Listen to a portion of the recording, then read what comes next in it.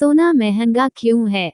भारत की प्राचीन पौराणिक कहानियों में जहाँ भी देवी देवताओं का जिक्र आता है, वहाँ सोने के जेवरों से मढ़ी उनकी तस्वीर भी होती है। प्राचीन राजा महाराजाओं में सोना वैभव का प्रतीक माना जाने लगा था।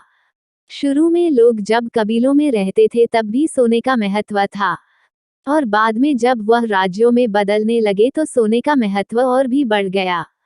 यूनानी और रोम वासी तो सोने के लिए पड़ोसी देशों से युद्ध छेड़ने तक में नहीं हिचकिचाते थे। वे अक्सर गुलामों को सोना की खान ढूंढने के काम में ही लगाया करते थे। मध्य युग में बनावटी सोना बनाने की बहुत कोशिश की गई, परंतु कोई भी प्रयास विशेष सफल नहीं हो सका। प्राकृतिक सोना चट्टानों के रूप में खानों में मिलता है। सोने की सबसे बड़ी खान जोहेन्सबर्ग दक्षिण अफ्रीका के पश्चिम में 30 मील इलाके में फैली हुई है। 1886 में यहाँ से पहली बार सोना निकाला गया और 1944 तक दुनिया में कुल सोने का 45% से अधिक यहाँ से निकाला जा चुका था। सोना अधिकतर दो रूपों में मिलता है। पहला सोने ढले के रूप में मिलता है और दूसरा विभिन्न धातुओं के मिश्रण के रूप में। युद्ध में सबसे बड़ी सोने का ढला विक्टोरिया ऑस्ट्रेलिया में मिली। लगभग 70.5 किलोग्राम के इस चट्टान में 70 किलोग्राम शुद्ध सोना मिला।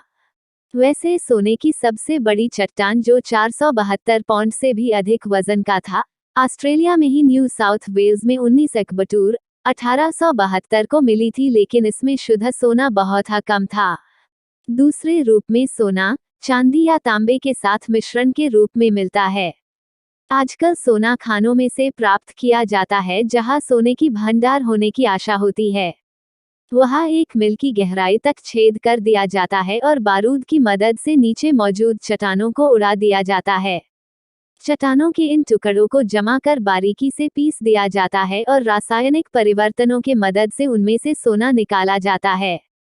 विश्व का सबसे ज्यादा सोना जोहेन्सबर्ग दक्षिण अफ्रीका की खानों में है। 30 मील लंबे और 30 मील चौड़े इस क्षेत्र का पता 1880 में लगा था और 1944 तक दुनिया में कुल सोने का 45% से अधिक यहाँ से निकाला जा चुका था। इस समय कुल 74% यहाँ से प्राप्त होता है। इस क्षेत्र के कर्मचारियों की कुल संख्या 6,50,000 से भी अधिक है। लेकिन सबसे ज्यादा सोना समुद्र की पनी में पाया जाता है, और दिलचस्प बात यह है कि इसका बिल्कुल इस्तेमाल नहीं हो पाता है। यह ठीक है कि पानी में सोने की मात्रा कम है, लेकिन पृथ्वी पर जितना पानी है उसे देखते हुए यह मात्रा हजारों लाखों टन की हो सकती है। सबसे बड़ी समस्या यह है कि इसे पानी से कैसे निकाला जाए, क्योंकि इसे प्राप्त करने में इतना व्यय आएगा कि इससे सोने की कीमत बहुत अधिक हो जाएगी। अपनी चमक, दुर्लभता और सौंदर्य की वजह से सोना मनुष्य को शुरू से ही आकर्षित कर रहा है। कहा जाता है कि सोना एक ऐसी पहली धातु थी जिसके बारे में मनुष्य ने जाना। सोने की कई विशेषता है। 1 क्यूबिक सोना 500 किलो वजन तक का हो सकता है। एक औंस सोने को 25 हिस्से से 6 वर्ग फुट तक चादर तैयार किया जा सकता है। सोना अपनी चमक कभी नहीं खोता है, और बहुत कम रसायनों का इस पर असर पड़ता है। दुर्लभ धातु होने की वजह से 1914 तक विश्व की विभिन्न मुद्राओं के लेन देन में सोने का महत्वपूर्ण स्थान रहता था।